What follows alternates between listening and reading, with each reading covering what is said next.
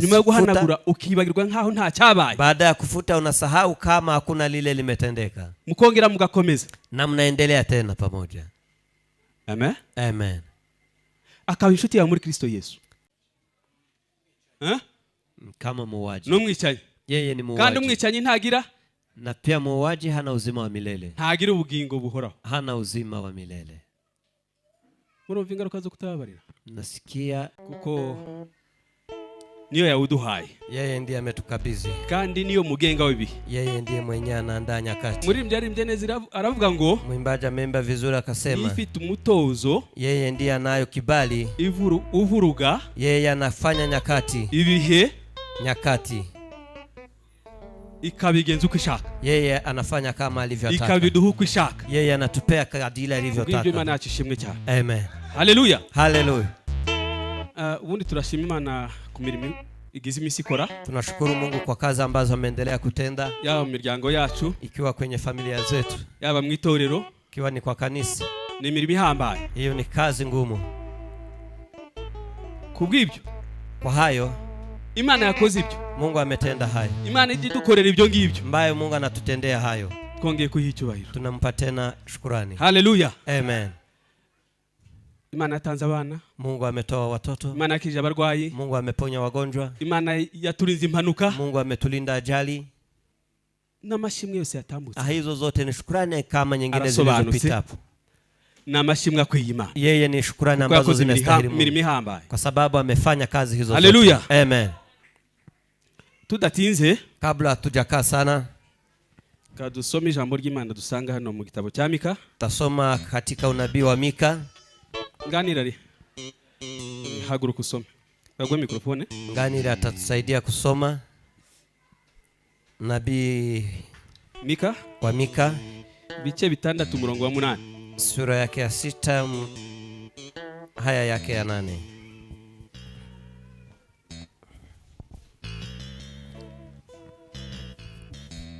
Haleluya. Amen. Soma igitabo Mika 6:8. Aravuga ngo yewe umwana w'umuntu we, yakweretse iciza icyo ari cyo zamurijwe. Harimo akabazo. Yavuze ngo yewe mwana w'umuntu we, yakweretse iciza icyo ari cyo, icyo Uwiteka gushakaho ni iki? Question mark. No gukora izo gukiranuka, no gukunda kubabarira, no kugendana n'Imana yawe wicisha bugufi. Amen. Amen. Twongere Yohana wa mbere. Yohana wa kwanza.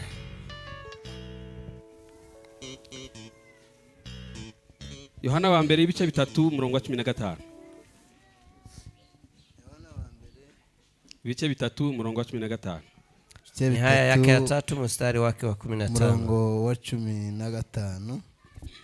Haravuga ngo umuntu wese wanga mwene se no mwicanyi. Kandi muzi yuko ari nta mwicanyi ufite ubugingo buhoraho muri we. Amen. Amen. Amen. Amen.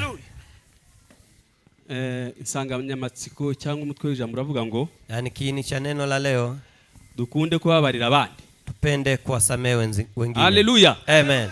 Dukunde kubabarira abandi, tupende kusamehe wengine. Iyo tubwirwa ngo dukunde kubabarira abandi, sema tupende kusamehe, bivuge ko hari abatababarira. Inasikilikane kwamba kuna wengine ambao hawataki kusamehe. Niyo mpamvu dukangurirwa, ndio maana sisi tunawaambia gukunda kubabarira abandi, kupenda kusamehe wengine.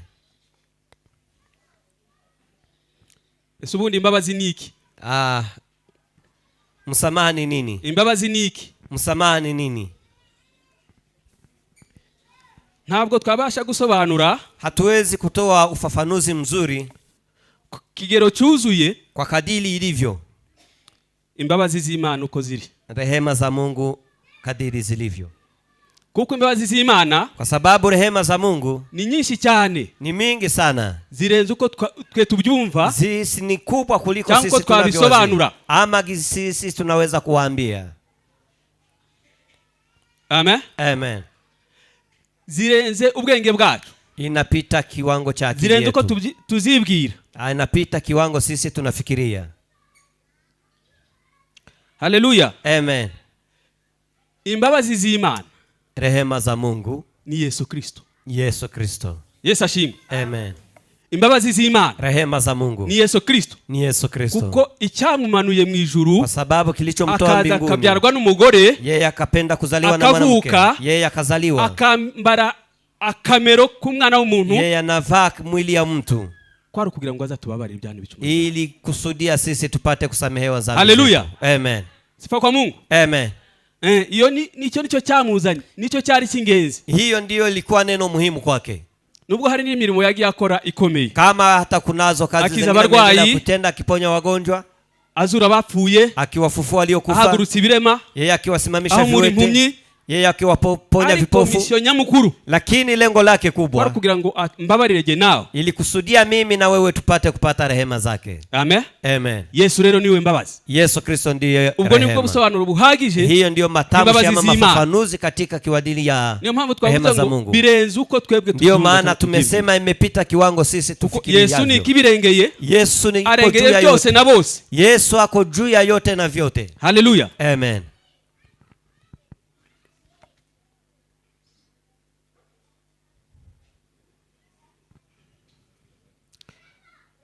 Hanyuma mtu ntashobora gutanga imbabazi, mtu hawezi kutoa msamaha, kuko umuntu hari kamere aremanywe. kunayo kamere nuko karanchi dukomeze. Hari kamere muntu iba mu muntu, kuna asili mtu ambaye inaishi katika mtu, itabasha kumurekura ngo ababarire, haiwezi kumwachilia ili apate kusamehe, kuko kwa sababu kamere muntu ntigira impuhwe. Ni hiyo mtu wa kwanza hana huruma. Kandi kubwira kamere muntu, na kuambia mtu huyo wa kwanza ngo nikora ibyo gutanga imbabazi ili apate kutoa msamaha, biragora. Hiyo ni ngumu kwake. Biragora, ntabwo bikunda. Hiyo ni ngumu kwake, ni si rahisi. Niyo mpamvu, ndiyo maana niba hari icyo mugenzi wanjye tutumve se cyo kimwe, kama kuna lile ambalo sisi hatukuelewana na ndugu yangu, kubwa kamere nkamubwira ugenge, kwa hiyo hisia ni wende na mimi niende, cyangwa tuze kubonana, turabonana, ama tukuje kuonana tuangalie mimi na wewe. Mukigo cy'imbabazi, kwa wakati wa rehema, ntangiye gushyiraho andi magambo, mimi naanza kuweka maneno mengine. Nuko kamere muntu ari kwiteye, ni kwa sababu mtu wa kwanza ndivyo maisha yake yapo. Ariko lakini gukunda, kupenda, kwishima, kufurahi, kwihangana, kuvumilia, kubabarira, kusamehe, ibyo ntabyo kamere igira. Mtu wa kwanza hana maneno hayo, kandi ntaho yabikura, na kuna mahali anaweza toa maneno hayo, kuko bihabanye n'ingeso ze, kwa sababu ni tofauti na hisia zake. Ni imbuto z'umwuka wera, hizo ni tunda za Roho. Haleluya. Amen.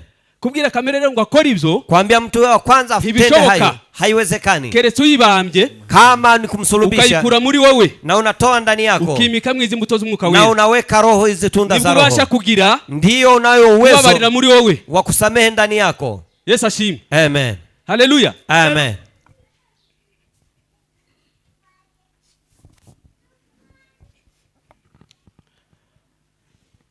Iyo umaze kwakira Kristo, kama ukimaliza kumpokea Yesu Kristo mu mutima wawe, katika roho yako, agakura, na anakuwa ndani yako, akabyibuhira muri wowe, na anaendelea kuwa mkubwa ndani yako, uko agenda kura, jinsi anavyoenda kuwa mtu mkubwa, niko agenda zamura impano y'imbabazi muri wowe, ndio anaendelea kukuza karama na rehema ndani yako, na una uwezo wa kusamehe. Uwo mugize icyo mutumvikanaho, kama kuna yale ambayo mnaye mabishano, ukumva bwangu kugomba kumubabarira, na unasikia haraka mapema kwamba ni lazima msamehe, umwanya uhagije muri wowe, kwa sababu Kristo ako ndani yako. Ariko Kristo ataraza muri wowe, kabla Yesu Kristo kuja ndani yako, ntibikunda, haiwezekani. Amen. Amen. Utaragira imbuto z'umwuka wera muri wowe, kama hujakuwa na tunda za Roho ndani yako, ntibikunda, haiwezekani, kuko mukibaswe na kamere, kwa sababu kingani na hiyo hisia ya mtu wa zamani. Amen. Amen. Ariko lakini iyo Kristo ari muri twe, kama Kristo ako ndani yetu, natwe tukaba muri we, na sisi tunakuwa ndani ya Kristo, duhabwa impano yo kubabarira, sisi tunapokea karama ya kusamehe, kugenda kura muri twebwe, na inaendelea kukua ndani yetu, muri twebwe, akiendelea kukua ndani yetu, ni impano igenda izamuka, ndio na karama hiyo inaendelea kuwa kubwa. ukuzura umutima w'imbabazi, na hata unajaa roho yako inajaa tu rehema. Amen. Amen. Twasomya aha mu gitabo cya Mika. Tumesoma katika kitabu cha Mika, unabii wa Mika. Kumesema kwamba yewe mwana w'umuntu we, mwanadamu, yakweretse ikizi cyari cyo, nimekuonesha mazuri ya gisi alivyo. Amen. Amen. Hahandi tuba turi, mahali hapo tunapoishi, aho tuba twaona kamere, mahali tunapoenda na mtu wa zamani, Imana idusanga, Mungu anatutembelea hapo, katwereka ikizi cyari cyo, na anatuambia, anatuonesha mazuri ni magani, tubwire icyo tugomba gukora, na anatueleza yale ambayo tunaweza tukafanye. Ikatwereka ikizi cyari cyo, inatuonesha mazuri ambayo tunaweza tukatende, kandi katubwira n'iki dushaka, na inatuambia yale ambayo anataka kwetu. Icyo Uwiteka dushakaho, yale Mungu anataka upande wetu. Biblia yatubajije ngo se niki? Biblia imetuuliza, je, ni nini ambayo anataka kwetu kwa Mungu? Biblia irambaza nawe kukubaza. Biblia inaniswali na pia wewe unakuswali. Icyo Uwiteka gushakaho niki? Nini Mungu anahitaji kwako? Haleluya. Amen. Wibaze nibaze. Jiulize na mimi nijiulize. Icyo Uwiteka gushakaho niki? Nini ama lipi ambalo Mungu anataka kwako? Nugukora ibyo gukirana. Ni kutenda ya rehema. Nukubabarira. Ni kusamehe. No kugendana n'Imana yawe, na pia kutembea na Mungu wako wicishije bugufi, na ukinyenyekea ukiwa mtulivu. Haleluya. Amen. Turiho turirimba hano, turimo gusirimba. Wakati tulikuwa tukiimba hapa, nabonye umwana wabyinnye arani. Mimi nimeona mtoto ambaye akicheza nikafurahi. Amen. Amen. Uriya mwana, mtoto huyo abyina nta, Abanyarwanda bavuga ngo nta mbereka. Hao wanasema hakuna lingine ambalo liko nyuma yake. Hakuna kasoro kwa roho yake. Asante. Nta jambo na rimwe muri we, hakuna neno lililo ndani yake linamshtaki. Lakini sisi wakubwa tunacheza tukiwa na kasoro ndani yetu. Uko yangize? Gisa amenitendea. Abandi bakavuga ngo yahagararanye na naka ngo mukura mu mwuka gutese. Yakisimama pamoja na yeye anamtoa katika roho. Yeye ananiangusha, anakuangusha. Warusanzwe uri hasi. Je, kama ulikuwa Imana tubabarire. Amen. Warusanzwe uri hasi. Ulikuwa maatuti chini kabisa. Amen. Amen. Ariko yubasha kugendana n'Imana yawe ucishe bugufi. Lakini ukitembea na Mungu na ukinyenyekea, Imana irakuzamura. Na Mungu anakuinua. Haleluya. Amen. Kakuzamura mu mpano. Mungu anakuinua katika karama. Kakuzamura mu bikorwa. Na Mungu anakuinua katika matendo. Sifa kwa Mungu. Amen. Haleluya. Haleluya.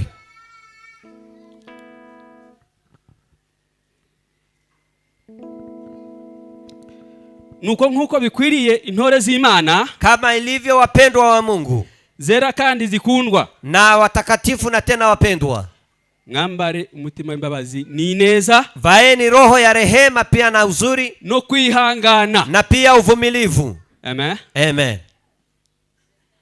Haleluya kwa Mungu. Haleluya. Amen. Ngambare umutima w'imbabazi, vaeni roho ya rehema, ni neza no kwihangana, na uzuri pia na mavumilivu. Haleluya. Amen.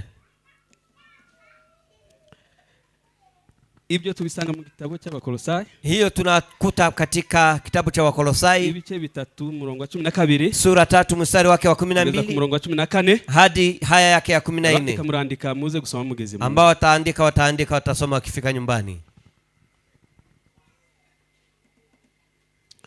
13 mwihanganirana, 13 mkivumiliana, kandi mubabarirana, na pia mkiendelea kusameheana ibyaha dhambi zenu. Uko umuntu agize icyapfa nundi, kama mtu amebishana na mwingine, ama kuna lile ambalo hamwezi mkasikilizana na ndugu yako. Ubundi jambo ratubwira ngo, pia neno linatuambia, nugira icyo upfa na mugenzi wao, ukiwa ambalo hausikii pamoja na ndugu yako, na jua lisizame, mutariyunga, kabla haujatubu. Amen. Amen. Ariko twebwe tujya tubigirana amezi n'imyaka inganiki, lakini sisi tunaendelea kuwa na miezi na miaka tukiwa na hiyo. Ariko ijambo ratubwiye ngo, lakini neno limesema twihanganirana, kuvumiliana, kandi mubabarirana, na pia kusameheana ibyaha, dhambi, uko umuntu agize icyapfa nundi, kama mtu anavyomkosea mwenzake. Iyo utababariye, kama usamehe, ujya mufite amahoro? Unasikia ukiwa na amani katika roho? Iyo utababariye, kama hujasamehe, nibwira ko umuntu utababariye, mimi nafikiria kwamba mtu ambaye hawezi kusamehe abari mu nyenga y'umubabaro, yeye ako katika huzuni mingi, nta mahoro agira, hana amani, biba bigoye muri we, ni magumu ndani yake. Ariko lakini nugira icyo upfana mugenzi wawe, ukiwa mabishano na ndugu yako, haranira ko, pigania mutengeneje, kusameheana, mubabariranye, musameheane, birangiye, naishie hapo. Kuko hari inyungu zibamo, kuna faida katika kusamehe. Hari inyungu zibamo kubabarira, kuna faida kupitia kusamehe. Ariko iyo wifunze, na kama unaendelea kujifunga sana, ukikomeza na unaendelea kujisikia sana, ntiwirekure, hawezi kujiachilia, ama roho yako ikuwe nyepesi, cyangwa ngo umutima wawe woroshe, ama roho yako ikuwe nyepesi kusamehe, biragora, inakuwa ngumu. Kamere bikukurimo, na hisia hiyo ya mtu wa zamani ikingali ndani yako. Iyo uvuga ngo nzabitekereza, wakati unaposema nitafikiria, urangije uwo mwanya, maisha yako yakikomea hapo, jibu lako litatoka wapi? Ariko lakini nona sasa hivi bikiba, wakati imetendeka, gira umutima w'imbabazi, kuwa na roho ya kusamehe.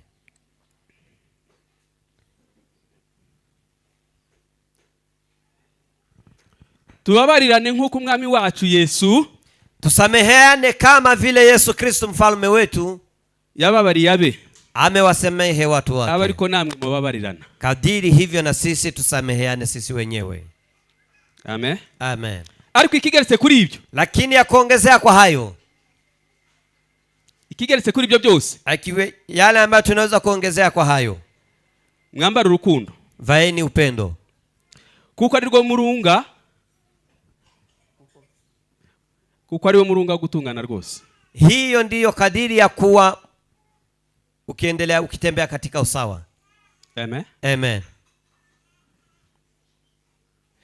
Ibigeretse kuri ibyo byose, ya zaidi kuliko hayo yote, mwambara urukundo, vaeni upendo, kuko ari rwo murunga, kwa sababu hiyo ndiyo inakupea uwezo wo gutungana rwose, wa kuwa mwepesi ama mtakatifu kabisa. Iyo twambaye urukundo, tukivaa upendo ama upendo, urukundo ruri mu mbuto z'umwuka, upendo iko katika tunda za roho. Bakavuga ngo tuzamenyera kumutobera, tutawatambua kwa matendo yao.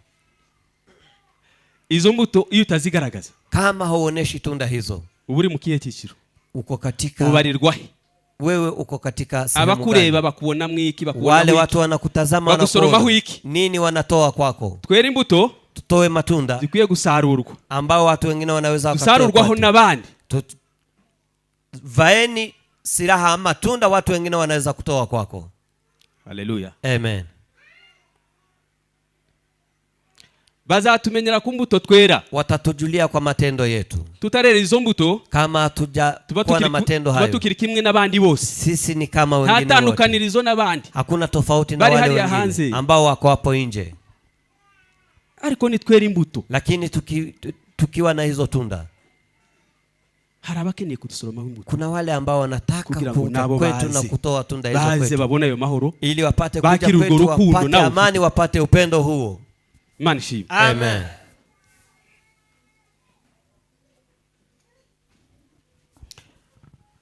Imiterere y'Imana ku by'imbabazi, matendo ya Mungu kwa msamaha.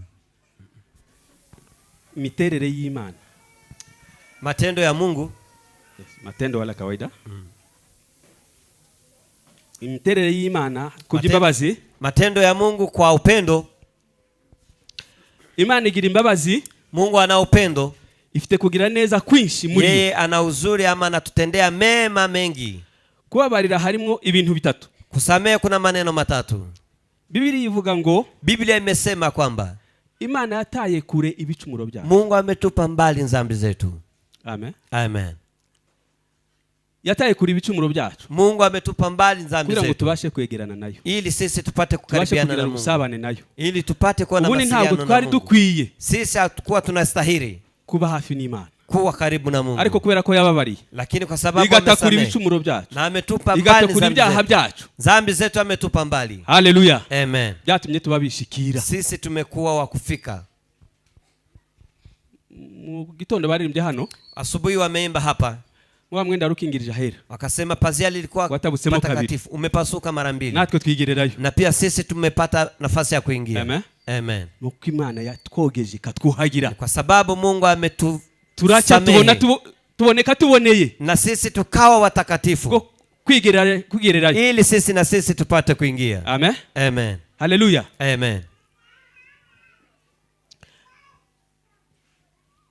Kubabarira, kusamehe nugutakuri, ni kutupa mbali icyo mugenzi wawe yagukoshereje, lile ambalo ndugu yako amekutendea mugenzi wawe, lile ambayo igituma kibasha gusabana n'inshuti yawe, lile ambalo haliwezi kusamehe wewe kure cyane, wewe ni lazima utupe mbali. Amen. Amen. Nuguhanagura, ni kufuta, nukwibagirwa, ni kusahau icyo umuntu yagukoreye, lile ambalo ugahanagura, nyuma yo guhanagura ukibagirwa nkaho nta cyabaye. Baada ya kufuta unasahau kama hakuna lile limetendeka, mukongera mugakomeza na mnaendelea tena pamoja. Amen. Amen. Akaba inshuti yawe muri Kristo Yesu, na anakuwa ndugu yako, na anakuwa ndugu yako katika Yesu. Musabana kama vile mlikuwa mkikaribiana, hicho kibazo kitarazamo hagati yanyu, kama hilo halijakuja ndani yenu liwatenganishe, bigakomeza, ni yaendelee. Ariko abantu bakunda kwitandukanya ku kantu gato, lakini watu wanataka kujitenga kwa maneno madogo, katika neno ndogo, kandi koroshe gukuramo, na ni nyepesi kuondoa. Ariko abantu bakomeza bagateranya n'utundi, lakini watu wanaendelea wakijumulisha maneno kama abantu bateranya aho gukuramo ikibazo. Kwa nini watu wanaendelea kujumulisha shida? Kwa nini wasitoe shida hizo? Imani tubabarire. Amen. Haleluya. Haleluya.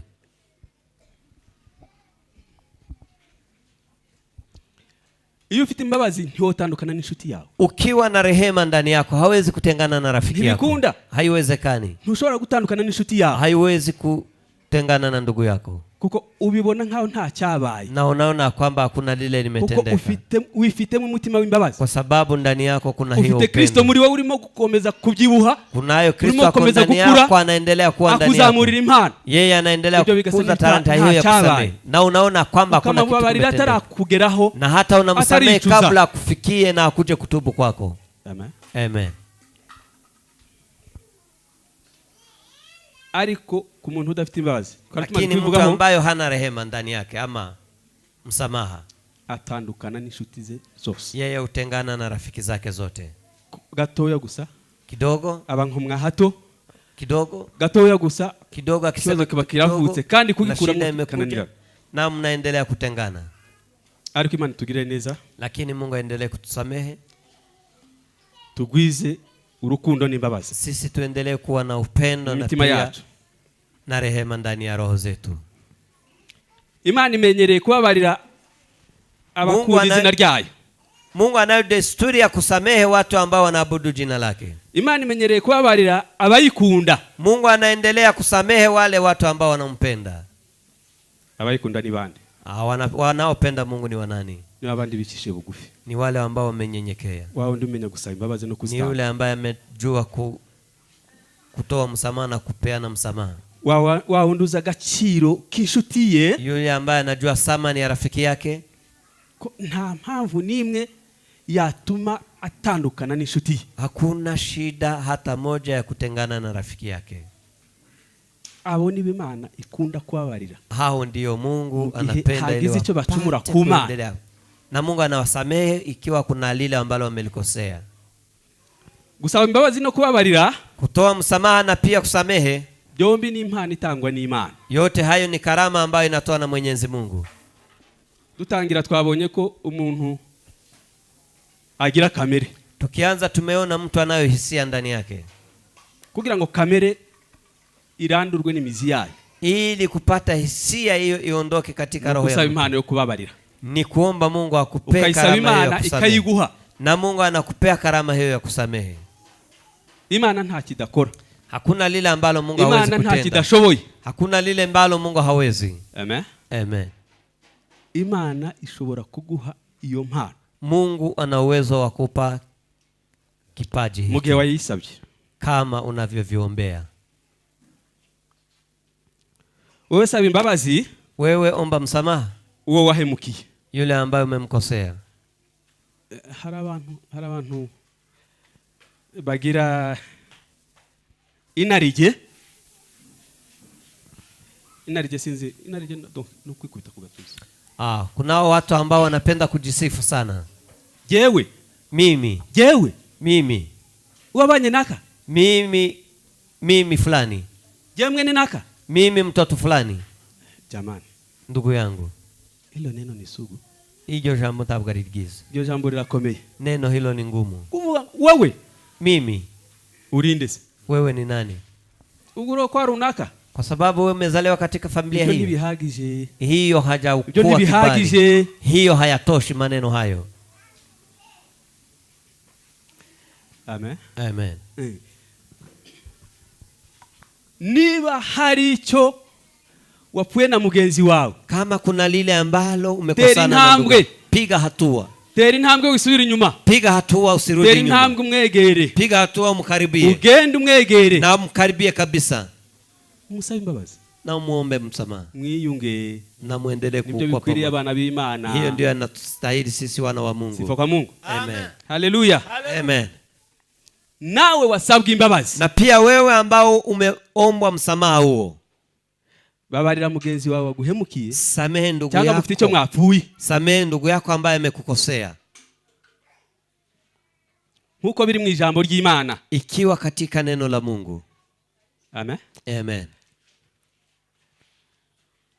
Hari umwigishwa wigeze wabaje Yesu. Kuna mwanafunzi ambaye amemuuliza Yesu. Ni Petero. Petro ndiye amemuuliza. Aramubaza ngo se watubwiye ko umuntu nadukosereza tuzamubara 7 kangahe? Umesema mtu akitukosea tumsamehe 7 mara ngapi? 77. 7 mara 70. 70. 77. 70 mara 7. Amen. Amen. Izo nizo turugomba kubabarira. Hizo ndizo ambazo unaweza kusamehe mtu kwa siku. Ni jambo ry'Imana. Hiyo ni neno la Mungu limesema hivyo. Nizo tugomba kubabarira. Hizo ndizo tunaweza kusamehe mtu. Igihe cyose duhagaze dusenga, wakati wote tukiinuka tukiomba, turi imbere y'Imana, tukiwa mbele za Mungu, turimo twinginga Imana, tukiendelea kuomba Mungu, hari ibyo turimo gusaba Imana, kuna yale ambayo tunaendelea kuomba Mungu. Ariko nugiri jambo na rimwe ufitanye na mugenzi wa mutakiranutse, kama kuna neno uko nalo na ndugu yako ambalo hamjatengeneza, mwegere, mkaribie. Mwegere mwanze bitunganye, mkaribie ili mpate kutengeneza, kugira ngo ubashe kwegera ubwiza bw'Imana, ili upate kukaribia utukufu wa Mungu, ubashe gusenga Imana wishikira, ili upate kumwomba Mungu bila tatizo lolote. Yesu ashimwe. Amen. Reka turebe inyungu zo kubabarira. Acha tuone faida ya kusamehe. Kubabarira abantu bavuga, kusamehe watu ambao wanasema kandi batekereza muri bo na wanafikiria ndani yao,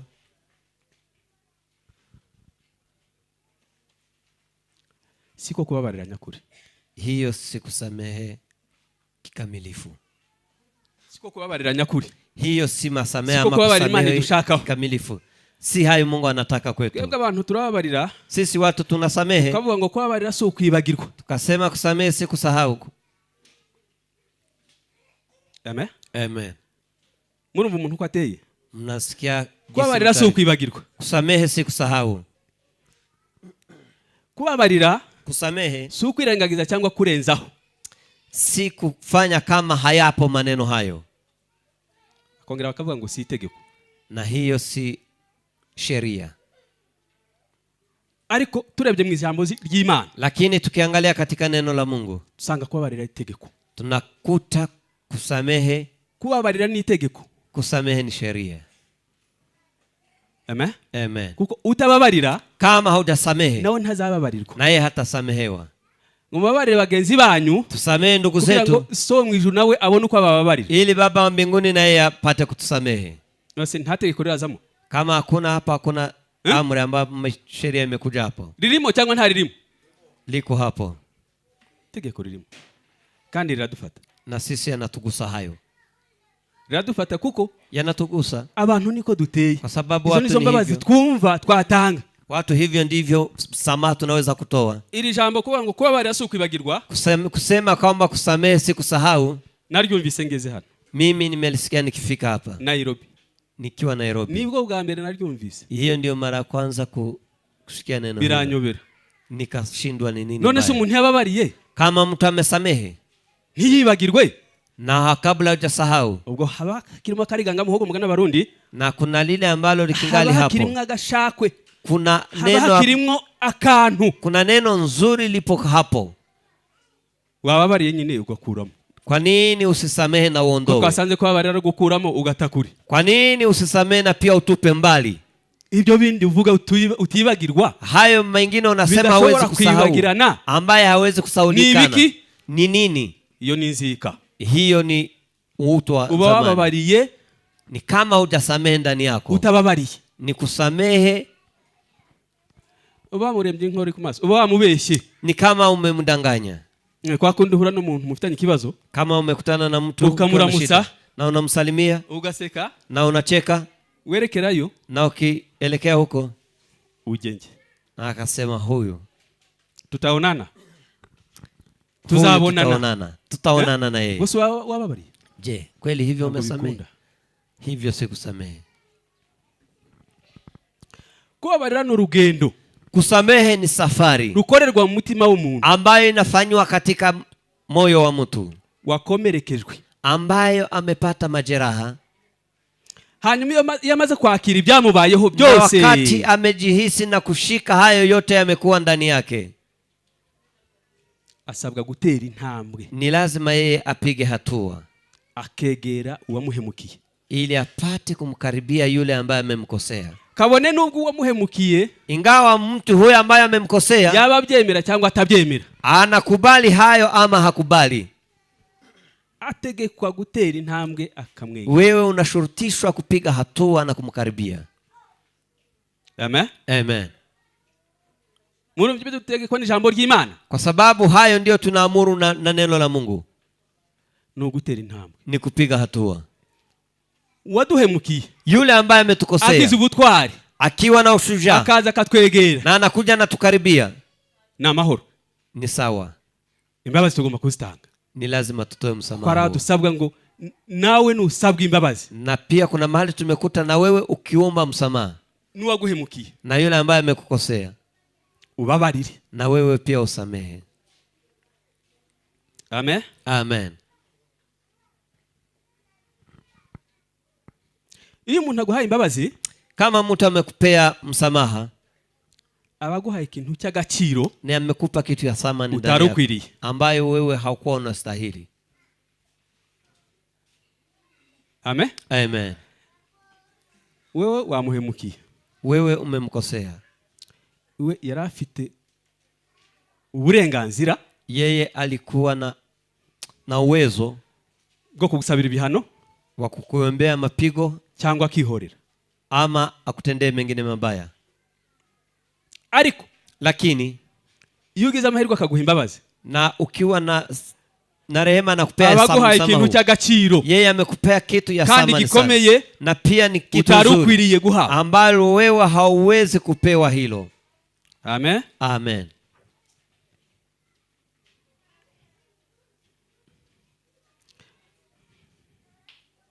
Kubabarira no guha impano ikomeye.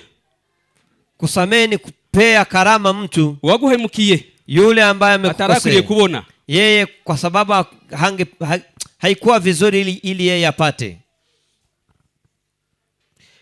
Iyo wakomerekejwe yahuye n'ikintu cyamuhungabanyije, kama yule ameguswa na hiyo ambalo limekuwa mbaya kwake, iyo atanze imbabazi, akitoa msamaha,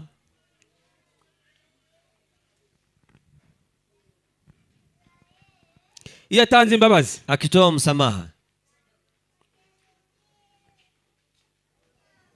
araruhuka muri we, yeye anapumzika ndani agira yake, amahoro, yeye anakuwa na amani, agira ibyishimo, yeye anakuwa na kuko furaha yongeye kwa sababu amekuwa kubona tena inshuti ye kuwa ameona tena rafiki yake ama bari mpendwa batandukanyijwe n'ikibazo, ambao walikuwa wametenganishwa na shida tofauti, kandi nawe na pia yeye akabasha gusabana n'Imana, naye anaendelea kuwa na mawasiliano mazuri pamoja na Mungu. Haleluya, Amen.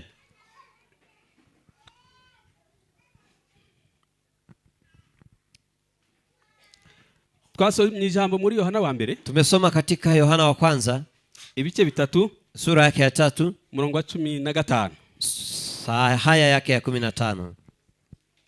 hatubwiye ngo Umesema kwamba umuntu udakunda mwene se, mtu ambaye hapendi ndugu yake ameze nk'iki,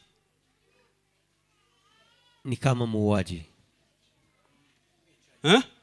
Kama muuaji, n'umwicanyi, yeye ni muuaji. kandi umwicanyi ntagira, na pia muuaji hana uzima wa milele, ntagira ubugingo buhoraho, hana uzima wa milele. murumva ingaruka zo kutababarira, Nasikia murumva shida kwa sababu mtu hajasamehe. niba udakunze mugenzi wawe, Kama hupendi ndugu yako, ntushobora kumubabarira, hauwezi kumsamehe. amen. Amen. Twabonye ko tugomba kwambara urukundo n'imbabazi. Sisi tumeona ni lazima tuvae upendo. Iyo udafite urukundo, kama hauna upendo, ubura umwicanyi, wewe ni muuaji. kandi umwicanyi Na pia muuaji ntagira ubugingo buhoraho, hana uzima wa milele. Imana idufashe, Mungu atusaidie kugira ngo ili tubashe kubabarira, tupate kusamehe, tugire umutima w'imbabazi, tukiwa na roho wa kutoa msamaha, tugire urukundo muri twe, tukiwa na upendo ndani yetu. amen. Amen. Iyo ubabariye uwaguhemukiye, Kama unavyosamehe yule ambaye amekukosea, tuma nawe ubabarirwa, na pia na wewe unasamehewa, tuma nawe Imana ikubabarira, na inasababisha na wewe Mungu akusamehe. Twese ntabwo turi intungane, Sisi wote hatuko wazuri mbele za Mungu, ntabwo turi intungane, sisi si wazuri mbele za Mungu. ariko itababariye, Lakini kama hujasamehe, nawe bukiri mu gatego, na wewe ukingali mbali, nawe bukiri ahantu, na wewe ukingali mahali, ubuzirikiye ahantu, umefungwa mahali, ntubasha kwegera Imana, hauwezi kumkaribia ariko Mungu. iyo ubabariye, Lakini ukisamehe, nawe urababarirwa. na pia wewe unasamehewa. Twari tuvuze ko bituma ukira ibikomeri, Na tumesema ilikuwa wewe kama unasamehe unapona vidonda hivyo, ukakira ubuzima bwo kubohoka, na unakuwa na maisha ambayo ni mazuri, no kubaho mu mudendezo, na kuwa katika amani. kubabarira bidufasha kudaha Satani urwaho, Kusamehe yanatupea uwezo ili shetani asikaribie ndani yetu, ngo yinjire mu mitekerereze yacu, ili apate kuingia katika mafikra zetu. amen. Amen. Kubabarira icyo nicyo bidufasha, Hiyo kusamehe ndio bidushira kure na inatusaidia. Satani, Yeye yanatutenganisha na bidutandukanya shetani, na Satani, yeye yanatutenganisha na shetani, intekerezo zacu zikongera zikagaruka, mafikara yetu yanarudia tena, tukongera tugatekereza neza. zimesababisha wewe usisamehe.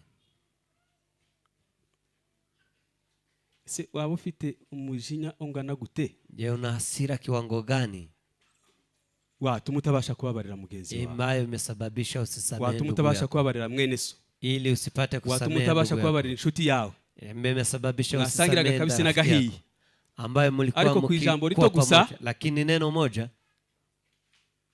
kama muratandukanye. na mnatengana. Ni ikihe kibazo? Nini shida gani?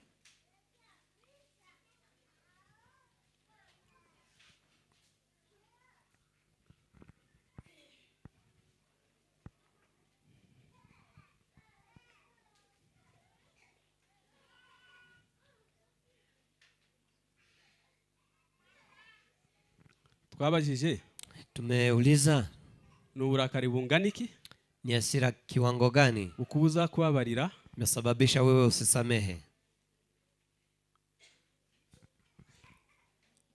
niba wumva bidakunda, Kama unajihisi haiwezi, wahaguruka, unaweza kuinuka. abakozi b'Imana barahari, Watumishi wa Mungu wapo, bagufashe gusaba iyo mpano. watakusaidia kuomba karama Twasanze ko hiyo. kubabarira ari impano isabwa, Tumekuta kusamehe ni karama ambayo mtu anaweza kuomba Mungu. wasanga Inawezekana no gusenga kugira ngo usabe iyo mpano na kuomba ili pate kuomba karama hiyo nabyo bitagukundira, na hayo ni ngumu kwako. Ariko niba uhari, lakini kama uko miongoni mwetu, ni umwanya wawe mwiza, ni wakati wako mzuri kugira ngo uhaguruke ili upate kuinuka. Abakozi Imana barahari kugufasha, watakuombea watumishi wa Mungu. Turagutegereje niba uhari, tunangojea kama uko miongoni mwetu. Kandi niba twese tubishoboye, kama sisi wote tunaweza hayo, Imana ishimwe. Jina la Bwana libarikiwe. Niba twese tubasha kubabarira, kama sisi wote tunaweza kusamehe, niba twese tubabarira tutabanje kujya kubitekerezaho, kama tunasamehe kabla ya kwenda kufikiria, Imana ishimwe. Mungu apewe sifa. Amen. Amen. Imana ishimwe ko twambaye umwambaro w'imbabazi. Mungu asifiwe kwa sababu tumevaa vazi la msamaha. Imana ishimwe ko twambaye urukundo n'imbabazi. Mungu asifiwe kwa sababu